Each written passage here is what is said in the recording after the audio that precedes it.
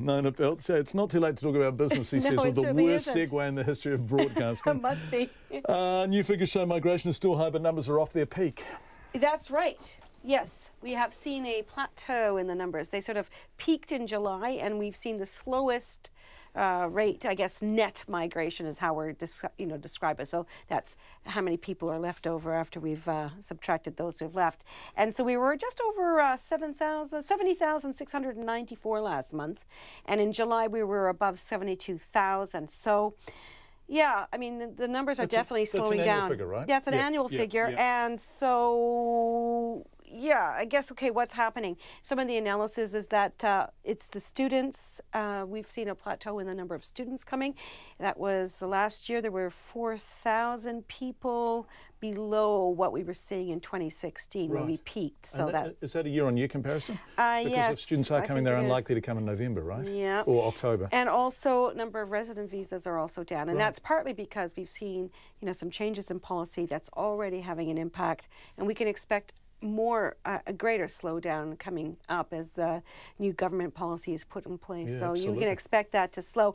And the economists are saying that, within just a few years, our net migration numbers are going to be quite low, given what we've seen with government and so on. So, yeah, and that's going to have an impact on the economy, no doubt. Let's have a look at another one of the results. We're looking at them all the time at the moment. This is Investor. Big box retail stores are delivering strong profit growth. Despite this, is really interesting, the impact of online shopping, right? Because big boxes... Okay, and so now it's interesting, a lot of people don't realize this, but your Mitre 10s and Countdown supermarkets, yes, all of those, they don't actually own their buildings. They lease them. And one of the big companies that does that is a company called Investor. And it used to be owned by Stride. So it basically, Stride spun Investor out of its portfolio to focus just on those big box retail type stores. And that's what they're called. So those, we all know them. So those it does actually look like a giant chopper's flown in June they're sort of standalone, and they've got Actually, with all due respect to the utilitarian efficiency, they are bloody ugly, a lot of them, aren't they? True. Well, Stride's been, Stride manages Investor still. And what they've been doing is also buying properties that are adjacent to, say, a Countdown shopping center. Now, why would they do that? Because there's a whole trend towards retail. There's different places. In Auckland, a good comparison would be Britomart, where you go, you do some shopping, you sit down at a nice restaurant or a bar or what have you. So it becomes like a destination.